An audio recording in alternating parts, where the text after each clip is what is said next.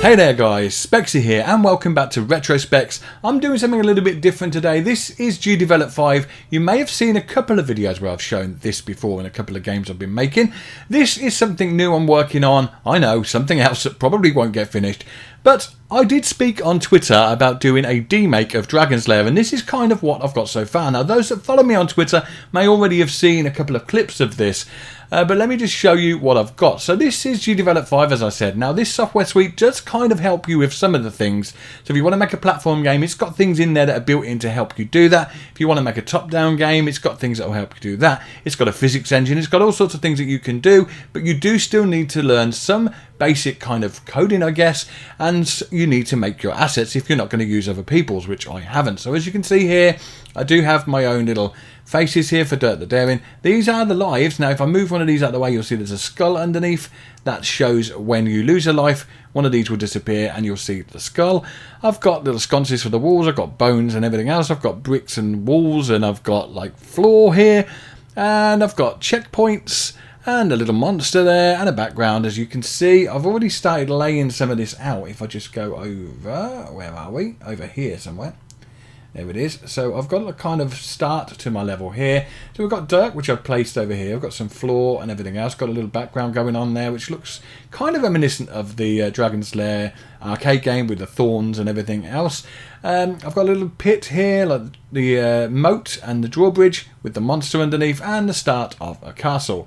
Well, I'm going to show you how this plays in just a little while, but let me first show you one of the sprites. So let's go to the main one, which is Dirk here. So as you can see, we've got a running animation or walking animation, a sword animation, and then a jump and a fall. Now they're only single cell animations. It doesn't need to do anything else. It's just one frame when you jump and one frame when you fall. The only difference between the two is that the backpack's slightly higher when he falls to give the impression that gravity is keeping that up just slightly behind him, so it kind of makes it look more like it's falling.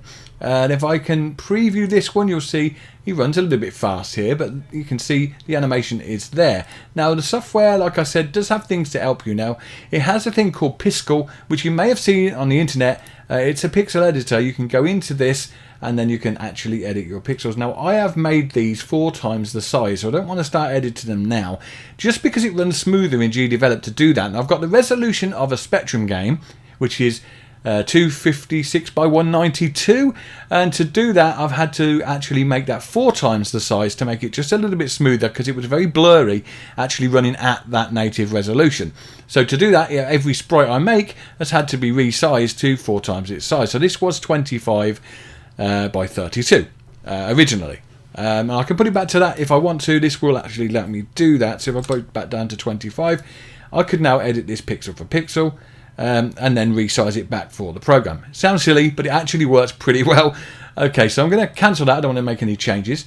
And let's just come out. Now, let's just have a look at what I've got so far. So we do have an events editor here. Going to look a little bit strange.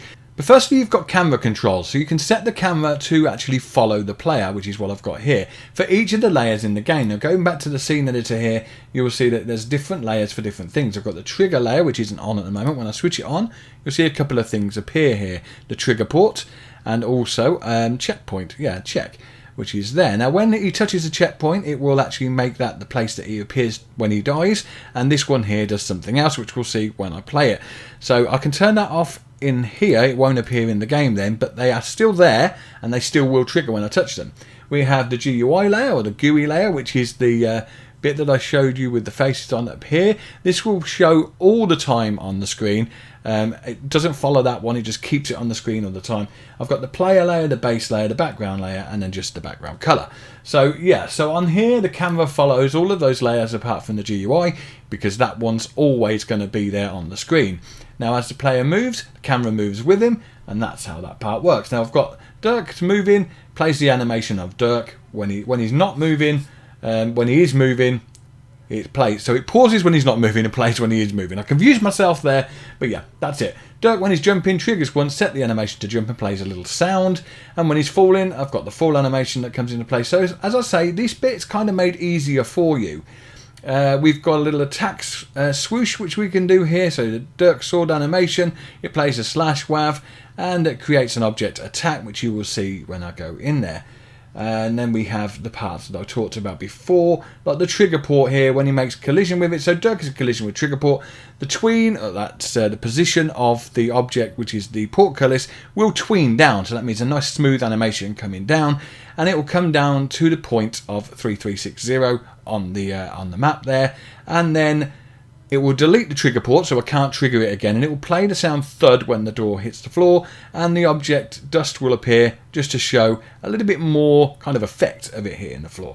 So yeah, we're going to kind of have a look at it anyway, because I could show you this all day, and it's going to confuse you if you've not seen anything like it before. Now, I could go through this in more detail. For those who want to see something about this, please let me know, and I will try and do some videos to show you how to make games using GDevelop 5 if you want to see that, or maybe streams. Just let me know in the comment section if that's something you'd like to see.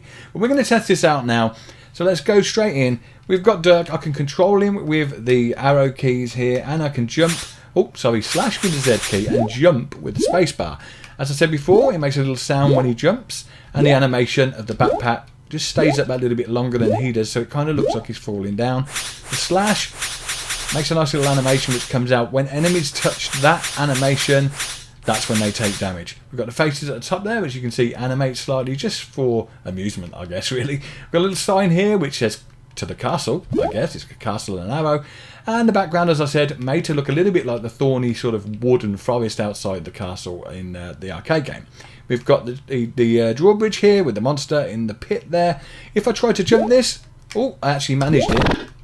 If you don't jump it, that's what happens. It's very difficult to actually get it right to jump it. Normally it just pulls you straight down. Now, as you see at the top there, the lives do go down. Now I can slash this thing, and it dies, and the eyes go down.